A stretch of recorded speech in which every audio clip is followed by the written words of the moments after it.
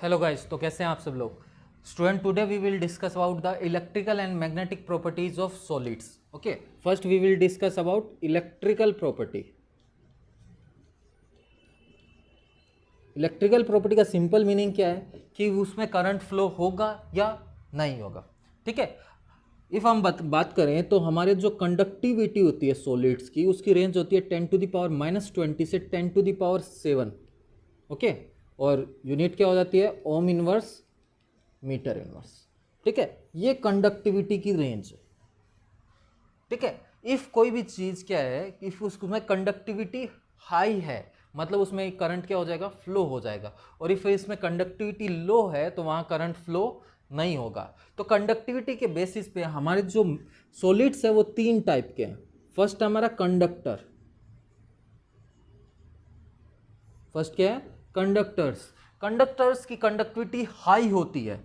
Conductivity high होती है around 10⁻⁴ to 10⁻�7 ohm inverse metre inverse. ठीक है, कंडक्टिविटी हाई होती है, यहां क्या हो जाता है, करंट फ्लो हो जाता है इजीली। सेकेंड है हमारे इंसुलेटर्स। अब इंसुलेटर्स की कंडक्टिविटी क्या होती है, इनकी कंडक्टिविटी वेरी लो होती है, यहाँ करंट फ्लो होता ही नहीं है। अप्रोक्सीमेट जो करंट का फ्लो होता है वो क्या होता है, जीरो होता है। कंडक्टिविटी होती है around -20 to 10⁻⁻10 ohm inverse metre inverse. If आप बोल रहे हैं कि इंसुलेटर की क्या है, कंडक्टिविटी लो है, मीन्स रजिस्टिविटी या रेजिस्टेंस क्या है, हाई है। ठीक है, और थर्ड कैटेगरी है हमारी सेमीकंडक्टर्स। अब सेमीकंडक्टर्स का मतलब क्या है कि इनके अंदर करंट तो फ्लो होगा बट उसकी अमाउंट क्या होगी, कम होगी। ठीक है, इनकी कंडक्टिविटी इन दोनों के बिटवीन में होती है। ठीक है, सेमीकंडक्टर की कंडक्टिविटी कंडक्टर्स एंड इंसुलेटर के बीच की होती है, अराउंड होती है 10⁻⁻6 to 10⁻⁴ ohm inverse metre inverse. ठीक है, तो ये इनका मेजर डिफरेंस है। अब बात करते हैं कि हमारे जो इलेक्ट्रॉन होते हैं, एक्चुअली में जो इलेक्ट्रॉन होते हैं किसी भी सॉलिड में या किसी भी एटम में, वो इलेक्ट्रॉन प्रेजेंट होते हैं हमारे वैलेंस सेल में। कहाँ प्रेजेंट होते हैं, वैलेंस सेल में प्रेजेंट होते हैं, या आप बोल दीजिए कहाँ प्रेजेंट होते हैं, हमारे वैलेंस बैंड में प्रेजेंट होते हैं। ठीक है, जो इलेक्ट्रॉन होते हैं वो कहाँ प्रेजेंट होते हैं, वैलेंस बैंड में प्रेजेंट होते हैं। और इफ इलेक्ट्रॉन को फ्लो होना है, इफ उसको करंट के फ्लो में पार्टिसिपेट करना है, तो इलेक्ट्रॉन हमारे कंडक्शन बैंड में प्रेजेंट होना चाहिए। कहाँ प्रेजेंट होना चाहिए, कंडक्शन बैंड में प्रेजेंट होना चाहिए। और एक्चुअली में कहाँ होता है, वैलेंस बैंड में। अब जो कंडक्टर्स हैं उनमें कंडक्शन बैंड और वैलेंस बैंड ओवरलैप करते हैं। ये ऊपर वाला जिसकी एनर्जी हाई है वो हमारा कंडक्शन बैंड है, और नीचे वाला बैंड होता है वैलेंस बैंड। इन दोनों में क्या होता है, ये दोनों ओवरलैप होते हैं, मतलब यहां कंडक्शन बैंड के अंदर भी इलेक्ट्रॉन प्रेजेंट है। ठीक है, इलेक्ट्रॉन एक्चुअली में कहां होते हैं, हमारे वैलेंस बैंड में होते हैं, बट कंडक्शन बैंड और वैलेंस बैंड कंडक्टर के केस में क्या होता है, ओवरलैप करते हैं। यहां मतलब कंडक्शन बैंड में भी इलेक्ट्रॉन प्रेजेंट है, और इफ इलेक्ट्रॉन कंडक्शन बैंड में मीन्स करंट फ्लो हो जाएगा। ठीक है, सेकेंड है हमारे सेमीकंडक्टर। सेमीकंडक्टर में क्या होता है, कंडक्शन बैंड और वैलेंस बैंड में एक स्मॉल एनर्जी का गैप होता है, जिसको हम फॉरबिडन एनर्जी गैप भी बोलते हैं। ठीक है, क्या होता है, एक स्मॉल एनर्जी का गैप होता है किस किस के बीच में, हमारे valence band and conduction band में। तो इफ इलेक्ट्रॉन हमारे कहाँ है, वैलेंस बैंड में, इफ इसको थोड़ी एनर्जी मिली तो ये एक्साइटेड होकर कहाँ चला जाएगा, कंडक्शन बैंड में। और इफ इलेक्ट्रॉन कंडक्शन बैंड में चला गया, ठीक है, इफ इलेक्ट्रॉन कंडक्शन बैंड में चला गया तो क्या हो जाएगा, करंट फ्लो हो जाएगा। अब इन दोनों में वापस से डिफरेंस देखते हैं, कंडक्टर और सेमीकंडक्टर में। कंडक्टर में क्या है, इफ आपने स्मॉल पोटेंशियल भी अप्लाई किया तो करंट फ्लो हो जाएगा। ठीक है, बट सेमीकंडक्टर में एक सर्टेन पोटेंशियल डिफरेंस के बाद करंट फ्लो होगा। ठीक है, मान लो स्टार्टिंग में आपने बहुत कम पोटेंशियल लगाया, 0.01 वोल्ट लगाया, नहीं हुआ, 0.02 लगाया, नहीं हुआ, मान लो इसका कट ऑफ था 0.1, तो जब तक 0.1 वोल्ट लगाया आपका करंट फ्लो नहीं हुआ, उसके बाद क्या होगा, करंट फ्लो होगा। ठीक है, तो यहां एक स्मॉल एनर्जी का गैप होता है, इफ इससे ज्यादा एनर्जी मिल जाएगी तो करंट फ्लो होगा, नहीं तो करंट फ्लो नहीं होगा। और बात करते हैं इंसुलेटर में। इंसुलेटर में जो हमारा कंडक्शन बैंड होता है और वैलेंस बैंड होता है, उसमें एक लार्ज एनर्जी का गैप होता है। यहाँ क्या है, लार्ज एनर्जी गैप है, तो यहाँ से इलेक्ट्रॉन वैलेंस बैंड से कभी भी कंडक्शन बैंड में नहीं जा सकता, इसलिए करंट फ्लो नहीं होता है। ठीक है, बात समझे बच्चों? ठीक है, अब बात करते हैं सेमीकंडक्टर की। इफ रियल लाइफ में बात करें तो सेमीकंडक्टर की कंडक्टिविटी इतनी कम होती है कि हम उसका कोई यूज नहीं कर सकते। प्रैक्टिकली इसका यूज करना क्या है, कोई काम की चीज नहीं है। और जो सेमीकंडक्टर हम बात कर रहे हैं, ठीक है, सेमीकंडक्टर कौन से हैं? जो हमारे 14th ग्रुप के एलिमेंट्स हैं। 14th ग्रुप में कौन कौन से एलिमेंट है? कार्बन, कार्बन की बात मत करना, कार्बन के नीचे कौन है? सिलिकॉन हो गया, जर्मेनियम होगा, ये मेनली दो क्या है हमारे सेमीकंडक्टर्स। कौन कौन? सिलिकॉन और जर्मेनियम। और प्रैक्टिकली इनकी कंडक्टिविटी कम होती है, इसमें करंट फ्लो नहीं होता, तो प्रैक्टिकली इनका कोई यूज नहीं है। तो इनकी कंडक्टिविटी हम इनहेंस करते हैं, उस प्रोसेस को बोलते हैं डोपिंग। ठीक है, डोपिंग का मतलब क्या है कि इसमें कुछ हम लोग जो सेमीकंडक्टर्स है, इसमें कुछ हम इंप्योरिटी मिक्स करते हैं, इंप्योरिटीज मिक्स करते हैं सच ए वे कि उनकी कंडक्टिविटी क्या हो जाए, इंक्रीज हो जाए। इस प्रोसेस को हम क्या बोलते हैं? डोपिंग। ठीक है, impurity are mixed in semiconductor in such a manner that their conductivity should be enhanced. That process is known as doping. Doping का एक्चुअली मीनिंग होता है मिलावट। ठीक है, तो आप बात को समझ गए होंगे। डोपिंग से क्या कर देते हैं हम? कंडक्टिविटी इंक्रीज कर देते हैं। अभी जो हमारा सेमीकंडक्टर है वो प्योर है। ठीक है, चाहे सिलिकॉन हो चाहे जर्मेनियम, ये प्योर स्टेट में है। प्योर स्टेट के सेमीकंडक्टर को बोलते हैं हम इंट्रिंसिक सेमीकंडक्टर। इंट्रिंसिक सेमीकंडक्टर, याद रखना बच्चों, इंट्रिंसिक सेमीकंडक्टर का मतलब क्या है? Pure semiconductor. अनडोप्ड सेमीकंडक्टर जो है वो क्या है? Intrinsic semiconductor. और जो आपका डोप्ड सेमीकंडक्टर है, जिसमें आपने डोपिंग कर दी है, उसको हम बोलते हैं एक्सट्रिंसिक सेमीकंडक्टर। क्या बोलते हैं? Extrinsic semiconductor. ठीक है, तो अभी हम लोग देखेंगे एक्सट्रिंसिक सेमीकंडक्टर को। इंट्रिंसिक हमने देख लिया कि उनमें एक स्मॉल एनर्जी का गैप है, इफ एनर्जी से ज़्यादा पोटेंशियल अप्लाई करेंगे तो करंट फ्लो हो जाएगा, बट प्रैक्टिकली इसका यूज नहीं है। तो प्रैक्टिकली यूज करने के लिए हम उसमें कुछ इंप्योरिटी मिक्स करते हैं, जिससे उसकी कंडक्टिविटी इंक्रीज हो जाती है। उस प्रोसेस को हम बोलते हैं डोपिंग। और जो हमारा डोप्ड सेमीकंडक्टर है उसको हम बोलते हैं एक्सट्रिंसिक सेमीकंडक्टर। हाँ तो बच्चों, अब हम देखेंगे intrinsic semiconductor and extrinsic semiconductor. Intrinsic semiconductor, semiconductor को मैं एससी लिख रहा हूं, और दूसरा कौन सा है हमारा? Extrinsic semiconductor. और एक्सट्रिंसिक सेमीकंडक्टर आपके दो टाइप का होता है। ठीक है, आप जो डोपिंग कर रहे हैं उसमें दो प्रोसेस होती है, उसके अकॉर्डिंग दो टाइप है। एक है हमारा एन टाइप सेमीकंडक्टर और दूसरा होता है हमारा पी टाइप सेमीकंडक्टर। ठीक है, कौन कौन सा है? N type and P type. But intrinsic क्या होता है? इंट्रिंसिक अनडोप्ड है, इसमें डोपिंग नहीं हुई है। ये क्या है? प्योर है आपका। ठीक है, चलो प्योर की स्ट्रक्चर बना के देखते हैं। सिलिकॉन, हमको पता है सिलिकॉन कौन से ग्रुप से बिलोंग करता है? 14th ग्रुप से बिलोंग करता है, कार्बन फैमिली से बिलोंग करता है। सिलिकॉन हो चाहे आपका जर्मेनियम हो। और हमको पता है सिलिकॉन के आउटर में 4 इलेक्ट्रॉन होते हैं, तो सिलिकॉन क्या करता है? 4 बॉन्ड बना सकता है। इफ हम प्योर सिलिकॉन की स्ट्रक्चर देखेंगे तो कुछ इस टाइप की होगी। ठीक है, इस टाइप से ये चलता रहेगा।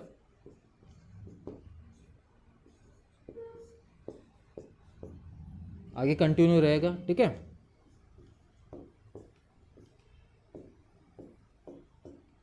तो हर सिलिकॉन ने 4 बॉन्ड बना रखे हैं, इस वजह से सिलिकॉन के आउटर में क्या है? 8 वैलेंस 8 इलेक्ट्रॉन हो गए। ठीक है, सिलिकॉन के आउटर में कितने इलेक्ट्रॉन हो गए? 8 इलेक्ट्रॉन हो गए। आप बॉन्ड से रिप्रेजेंट कर सकते हैं। आपको बॉन्ड नहीं बनाने का मन है तो इसके बीच में 2 इलेक्ट्रॉन बना दीजिए। इसका मतलब भी क्या है? इस सिलिकॉन और इस सिलिकॉन ने 1 इलेक्ट्रॉन शेयर कर रखा है। ठीक है, अब देखो बात करते हैं हम फर्स्ट एन टाइप सेमीकंडक्टर की। एन टाइप सेमीकंडक्टर में जो डोपिंग की जा रही है, जो इंप्योरिटी मिक्स कर रही है, वो पेंटावेलेंट इंप्योरिटी होती है। इंप्योरिटी कैसी होती है आपकी? पेंटावेलेंट इंप्योरिटी होती है। पेंटावेलेंट, पेंटावेलेंट का मतलब क्या है कि वैलेंस शेल में आपके कितने इलेक्ट्रॉन होने चाहिए? 5 इलेक्ट्रॉन होने चाहिए। या सिंपली मैं बोलूँ कौन सा ग्रुप मिक्स करते हैं? 15th ग्रुप मिक्स करते हैं। ऐसा ग्रुप मिक्स करते हैं जिसमें इलेक्ट्रॉन हमारे नॉर्मल सेमीकंडक्टर के कंपेयर में क्या है? ज़्यादा है। 15 ग्रुप नाइट्रोजन फैमिली, उसमें आप क्या मिक्स कर सकते हैं? फॉस्फोरस मिक्स कर सकते हैं, आर्सेनिक मिक्स कर सकते हैं। तो देखिए हुआ क्या कि ये सेमीकंडक्टर हमने यहाँ बना रखा था। ठीक है,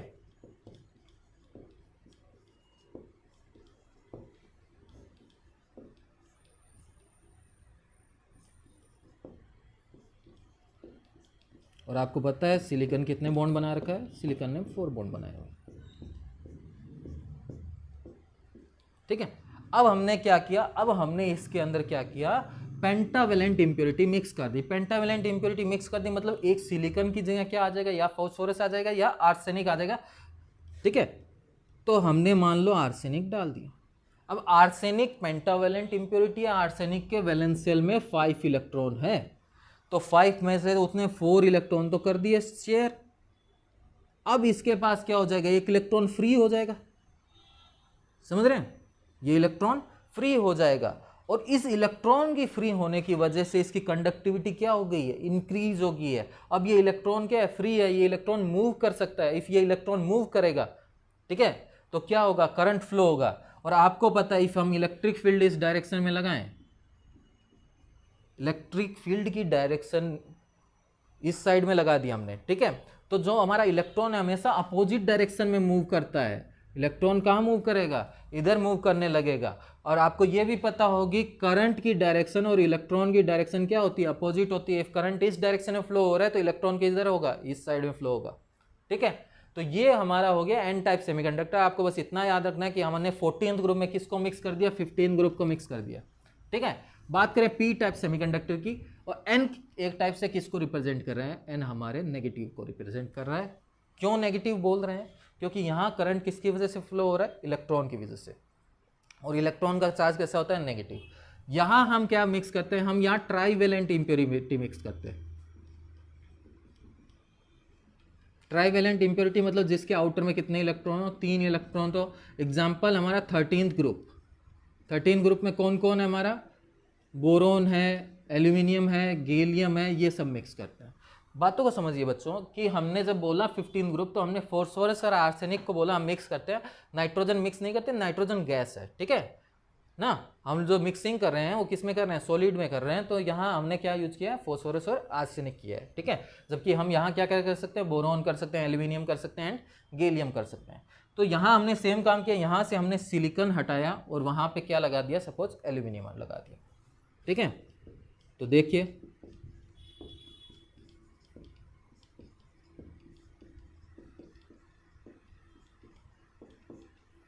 और हर सिलिकॉन ने क्या बना रखे हैं, 4 बॉन्ड बना रखे हैं। यहाँ भी इस सिलिकॉन के पास 1 इलेक्ट्रॉन है जो इसके साथ बॉन्ड बनाएगा बीच वाले के साथ। यहाँ भी इसके पास 1 इलेक्ट्रॉन है, यहाँ भी इसके पास 1 है, यहाँ भी इसके पास 1 है। अब हमने मिक्स किया हमारा एल्यूमिनियम, बट एल्यूमिनियम के आउटर में कितने इलेक्ट्रॉन है बच्चों, एल्यूमिनियम के आउटर में हमारे 3 वैलेंस इलेक्ट्रॉन है। तो एक इलेक्ट्रॉन यहाँ आया, एक बॉन्ड यहाँ बन गया, एक बॉन्ड यहाँ बन गया, एक बॉन्ड यहाँ बन गया। क्या यहाँ इलेक्ट्रॉन है, नहीं है। तो आप बातों को समझिए, यहाँ पे क्या हुआ, एक बॉन्ड फॉर्म हुआ, यहाँ भी हमारा एक बॉन्ड फॉर्म होगा और यहाँ भी हमारा एक बॉन्ड फॉर्म होगा, बट यहाँ जगह खाली रह जाएगी। इस खाली जगह को, ठीक है, वैकेंसी ऑफ इलेक्ट्रॉन को हम बोलते हैं, एक नया नाम आ रहा है होल, या आप बोल सकते हैं इलेक्ट्रॉन होल। ठीक है, होल का मतलब क्या है, वैकेंसी ऑफ इलेक्ट्रॉन। इलेक्ट्रॉन की जो वैकेंसी है उसको हम क्या बोल रहे हैं, होल। और हम ऐसा मानते हैं कि होल का चार्ज पॉजिटिव होता है क्योंकि इलेक्ट्रॉन का क्या होता है, नेगेटिव होता है ना। और इफ इलेक्ट्रॉन नहीं है मतलब वहाँ पे क्या है, होल है। ये क्या है, होल है।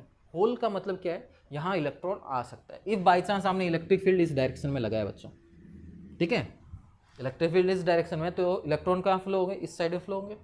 ठीक है, और होल क्या होगा, होल सेम डायरेक्शन में फ्लो होगा। हो जिस साइड इलेक्ट्रिक फील्ड की डायरेक्शन है या जिस साइड करंट की डायरेक्शन है, उसी डायरेक्शन में कौन फ्लो होता है, होल फ्लो होता है, और इलेक्ट्रॉन अपोजिट डायरेक्शन। ये देखिए, बात को समझिए, यहाँ क्या है, होल है, होल मतलब वैकेंसी है, यहाँ आपको इलेक्ट्रॉन आ सकता है। जब इलेक्ट्रिक फील्ड इस डायरेक्शन में लगाया तो यहाँ जो इलेक्ट्रॉन प्रेजेंट है इनमें क्या लगेगा, फोर्स लगेगा अपोजिट डायरेक्शन में। तो ये इलेक्ट्रॉन ट्राई करेंगे इस साइड में आने का, पहले तो आ नहीं पा रहे थे क्योंकि कोई जगह थी नहीं इन इलेक्ट्रॉन के मूव होने के लिए, बट अब क्या है, यहाँ पे एक होल है, तो ये इलेक्ट्रॉन यहाँ से यहाँ मूव हो जाएगा। अब ये इलेक्ट्रॉन यहाँ से यहाँ मूव हुआ तो यहाँ पे तो आ गया इलेक्ट्रॉन, और यहाँ क्या मिल गया हमको, होल मिल गया। तो आप देख रहे हैं कि जो इलेक्ट्रॉन है वो तो अपोजिट डायरेक्शन में फ्लो हो रहा है, बट होल किस डायरेक्शन में हो रहा है, जिस डायरेक्शन में हमारा इलेक्ट्रिक फील्ड है या जिस डायरेक्शन में करंट है। ठीक है, तो आपको मेजर डिफरेंस समझ आ गया होगा N type and P type का। ठीक है, एन टाइप में जो हमारा मेजोरिटी कैरियर है, जो करंट को कैरी कर रहे हैं वो कौन है, इलेक्ट्रॉन है, जबकि पी टाइप में हमारे मेजोरिटी कैरियर कौन है, होल्स है। ठीक है, पी टाइप में मेनली करंट किसकी वजह से फ्लो हो रहा है, होल्स की वजह से फ्लो हो रहा है, और एन टाइप में किसकी वजह से फ्लो हो रहा है, इलेक्ट्रॉन की वजह से फ्लो हो रहा है। सो स्टूडेंट हमारा नेक्स्ट टॉपिक है मैग्नेटिक प्रॉपर्टी। अभी हमने देखा इलेक्ट्रिकल प्रॉपर्टीज, अब हम क्या देखेंगे, मैग्नेटिक प्रॉपर्टीज। आपको पता है बच्चों कि इफ कोई चार्ज है और इफ वो स्टेशनरी है तो वो क्या प्रोड्यूस करता है, वो इलेक्ट्रिक फील्ड प्रोड्यूस करता है। बट इफ कोई चार्ज मूविंग है, मूविंग चार्ज आपको पता है क्या प्रोड्यूस करते हैं, मैग्नेटिक फील्ड प्रोड्यूस करते हैं। इफ कोई भी चार्ज मूव हो रहा है तो वो क्या प्रोड्यूस करता है, मैग्नेटिक फील्ड प्रोड्यूस करता है। तो आपको याद होगा कि हमारा जो एटम है, सेंटर में न्यूक्लियस है, और इलेक्ट्रॉन क्या करता है, इसके चारों तरफ रिवॉल्व करता है ना। आपने पढ़ा होगा कि इफ हमने एक करंट कैरिंग लूप लिया जिसमें करंट फ्लो हो रहा है ना, तो इसमें क्या प्रोड्यूस होती है, इसमें मैग्नेटिक फील्ड प्रोड्यूस होती है, ठीक है, जिसकी आपने डायरेक्शन भी बताई होगी ना। आपने कहा होगा इफ हम लोग फिंगर्स को उस डायरेक्शन में टर्न करें जिस डायरेक्शन में करंट फ्लो हो रहा है, तो थंब हमारे मैग्नेटिक फील्ड की डायरेक्शन को बताता है। तो यहाँ में मैग्नेटिक फील्ड किस डायरेक्शन में है, मैग्नेटिक फील्ड आउटसाइड में, ठीक है। यहाँ मैग्नेटिक फील्ड किस डायरेक्शन में है, आउटसाइड में, ठीक है। तो यहाँ भी तो सेम है, ये हमारा एटम है, यहाँ क्या फ्लो हो रहा है, इलेक्ट्रॉन फ्लो हो रहा है। तो हम मान सकते हैं कि एक स्मॉल लूप में क्या फ्लो हो रहा है, करंट फ्लो हो रहा है। इलेक्ट्रॉन के फ्लो होने चार्ज फ्लो हो रहा है, चार्ज मतलब करंट फ्लो हो रहा है। तो यहाँ भी हमारा क्या प्रोड्यूस होने वाला है, यहाँ भी हमारा मैग्नेटिक फील्ड प्रोड्यूस होगा, ठीक है। यहाँ भी हमारा क्या होगा, मैग्नेटिक फील्ड प्रोड्यूस होगा। और यहाँ देखो दो चीज़ों की वजह से मैग्नेटिक फील्ड प्रोड्यूस हो सकता है, एक तो इलेक्ट्रॉन के रिवॉल्व करने की वजह से, और दूसरा इलेक्ट्रॉन क्या करता है, स्पिन करता है अपनी एक्सिस पे, उसकी वजह से। तो हम लोग जो यहाँ मेनली मैग्नेटिक फील्ड कंसीडर करते हैं वो किसकी वजह से करते हैं, वो जो इलेक्ट्रॉन रिवॉल्व हो रहा है उस वजह से हो रहा है, ठीक है। जो इलेक्ट्रॉन रोटेट हो रहा है उस वजह से क्या प्रोड्यूस हो रही है, हमारी मेनली मैग्नेटिक फील्ड प्रोड्यूस हो रही है।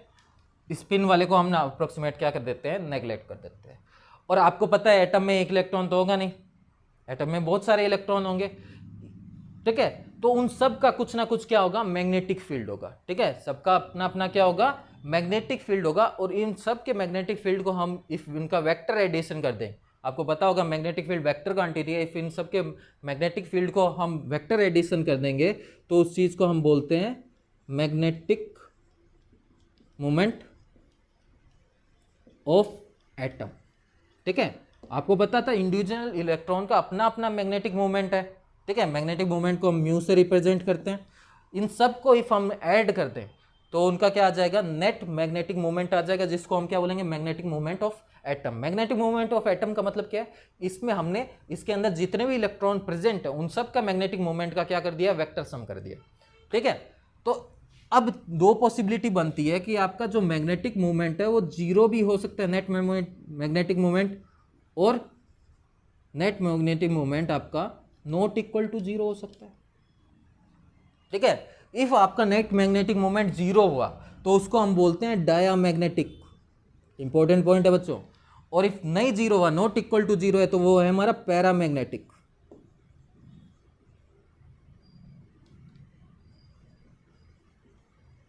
मैं यही सारे चीजें बता दूंगा, डाया और पैरा में डिफरेंस आप देख लीजिएगा, ठीक है।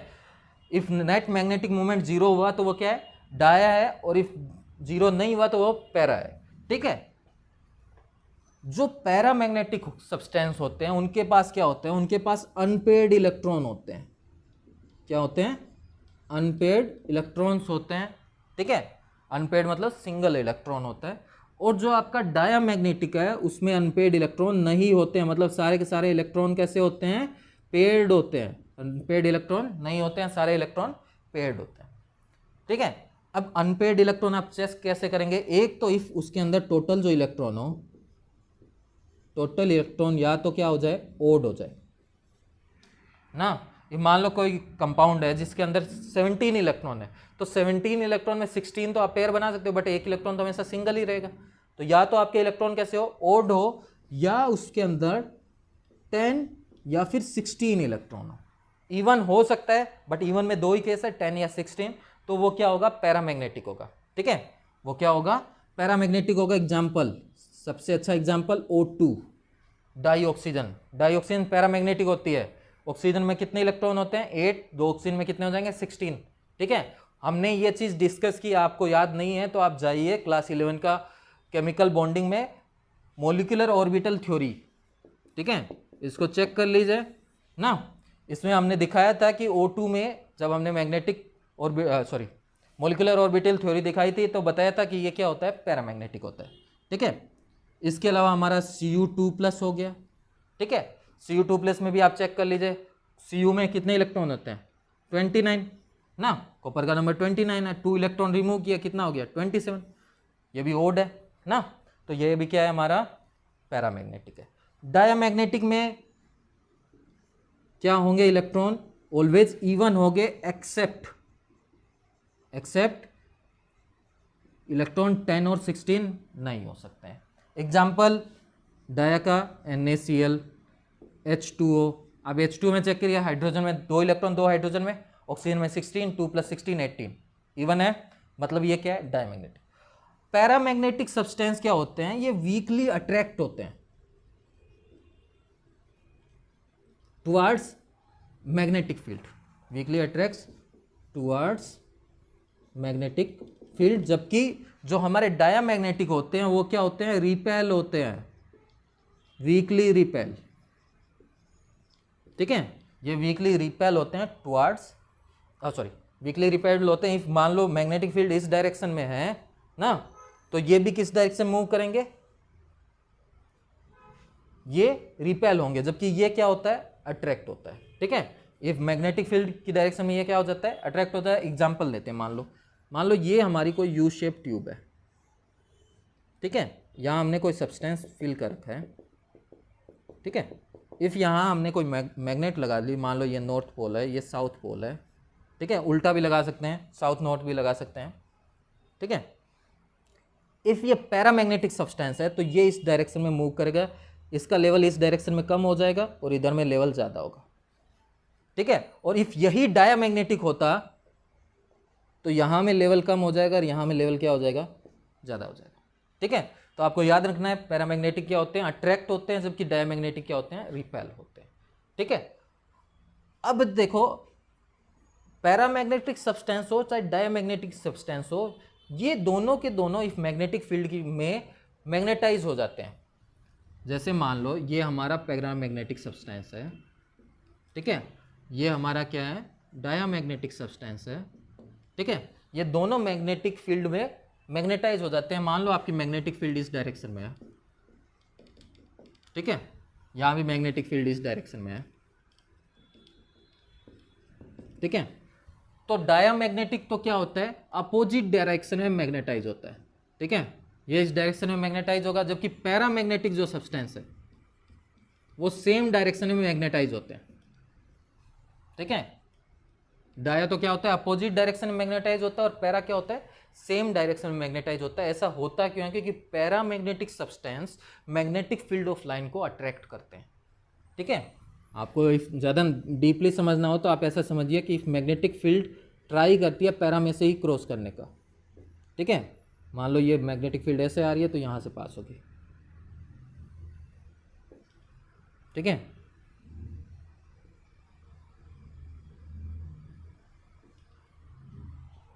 ये किसका हो गया डायग्राम, पैरा का। बट इफ यही डायग्राम डाया की बात करते हैं हम लोग, तो इफ मैग्नेटिक फील्ड इस डायरेक्शन में आ रही है डाया में, तो इससे पास नहीं करेगी, यहाँ से ये ऐसे घूम जाएगी, ठीक है। क्यों, क्योंकि डायामैग्नेटिक मैग्नेटाइज जो होते हैं वो अपोजिट डायरेक्शन में होते हैं, ठीक है। ये एक डायामैग्नेटिक सब्सटेंस मैग्नेटिक फील्ड को एक टाइप से रिपेल करते हैं, और पैरामैग्नेटिक क्या करते हैं, अट्रैक्ट करते हैं, ठीक है, मैग्नेटिक फील्ड को भी। और आप इसका रिवर्स बोल सकते हैं, मैग्नेटिक फील्ड से ये क्या होते हैं, वीकली अट्रैक्ट होते हैं। अब सेकेंड केस, इफ हमने यहाँ से मैग्नेटिक फील्ड हटा दी, हमने यहाँ से मैग्नेटिक फील्ड क्या कर दी, हटा दी, ये वापस से डीमैग्नेटाइज हो जाएगा। डायामैग्नेटिक और पैरामैग्नेटिक दोनों के दोनों वापस से, इफ मैग्नेटिक फील्ड अब्सेंस है तो वापस से मैग्नेटिक फील्ड डिस्ट्रॉय हो जाएगी, खत्म हो जाएगी। इनके जो मैग्नेटिक मूवमेंट अरेंज हो गए थे, पैरा में तो क्या हो गए थे, सेम डायरेक्शन में अरेंज थे, और डाया में क्या थे, अपोजिट डायरेक्शन में अरेंज थे। इफ आप इसको मैग्नेटिक फील्ड को यहाँ से रिमूव कर देंगे तो ये इनका जो मैग्नेटिक मूवमेंट है, नेट मैग्नेटिक मूवमेंट एक दूसरे को कैंसिल करने लगेगा, वापस से रैंडमली अरेंज हो जाएंगे, ठीक है। तो ये तो हमने दो देख लिया, para and dia and paramagnetic, और हमको देखना है फेरो, एंटी फेरो और फेरी मैग्नेटिक सब्सटेंस। तो मैग्नेटिक प्रॉपर्टी के बेसिस पे हमने दो टाइप के सॉलिड देख लिए थे, डायमैग्नेटिक एंड पैरामैग्नेटिक। थर्ड हम देख रहे हैं कौन सा, फेरोमैग्नेटिक। जो फेरोमैग्नेटिक सब्सटेंस होते हैं बच्चों, ठीक है, ये क्या होते हैं, ये स्ट्रांगली अट्रैक्ट होते हैं।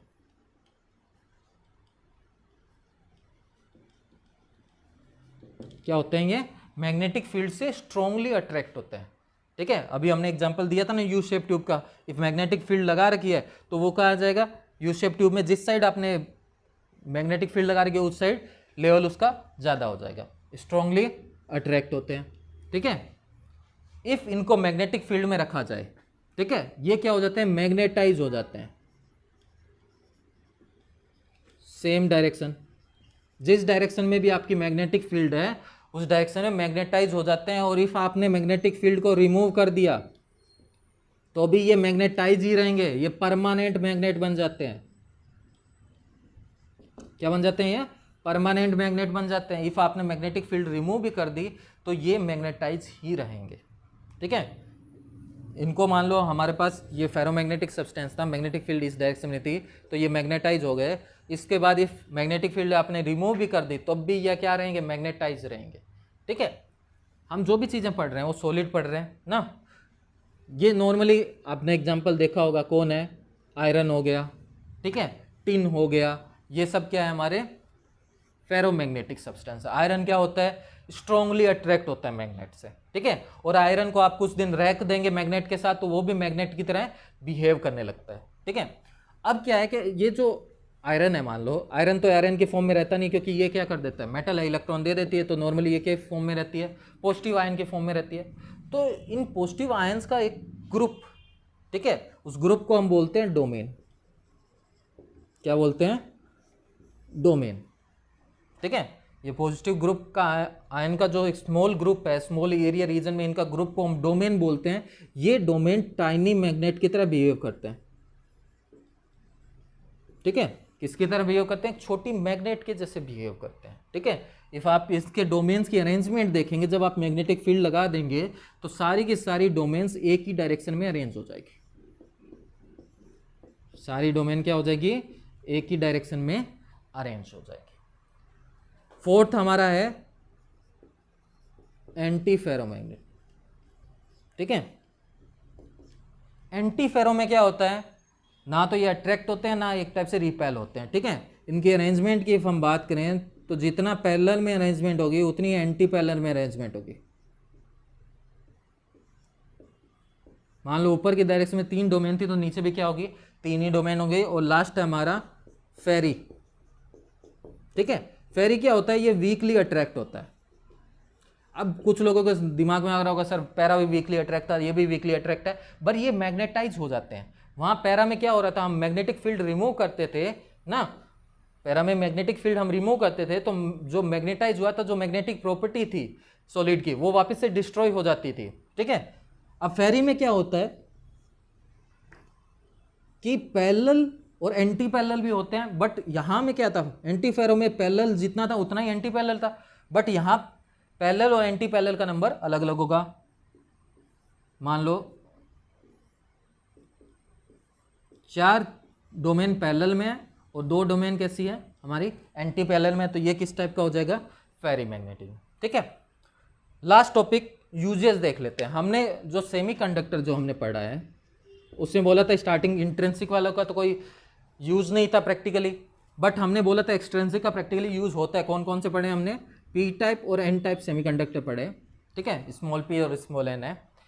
इससे हम क्या क्या बना सकते हैं, इनसे हम बना सकते हैं फर्स्ट डायोड, ठीक है। डायोड क्या है, पी एन जंक्शन, मतलब एक पी और एक एन को आपने ज्वाइंट कर दिया है, ठीक है, तो इसको हम बोलते हैं डायोड। 2 टर्मिनल होते हैं, ठीक है। इसका यूज होता है, इसको एज ए रेक्टिफायर यूज कर सकते हैं। फिजिक्स में आपने सुना होगा बच्चों रेक्टिफायर का यूज। रेक्टिफायर क्या करता है, एसी सिग्नल को डीसी सिग्नल में चेंज कर देता है, एक टाइप से अल्टरनेट करंट को डायरेक्ट करंट में चेंज कर देता है। सेकेंड हम देख लेते हैं, इफ़ हम इनका सैंडविच टाइप में बना दें, मतलब सैंडविच टाइप में पी एन पी या फिर एन पी एन, ठीक है, इसमें 3 टर्मिनल होते हैं, इसको हम बोलते हैं ट्रांजिस्टर। ट्रांजिस्टर का यूज होता है, ये एम्पलीफायर होता है। अब बात करती है एम्पलीफायर की। एम्पलीफायर करता क्या, ये सिग्नल को एम्पलीफाई करता है। एम्पलीफाई मतलब मैग्नीट्यूड को इंक्रीज या डिक्रीज कर सकता है। ऑडियो सिग्नल हुआ या रेडियो सिग्नल को ये क्या कर सकता है, ट्रांजिस्टर एम्पलीफाई कर सकता है। तो ये इसके कुछ यूजेज हो गए। Please subscribe the channel and press the bell icon for more updates.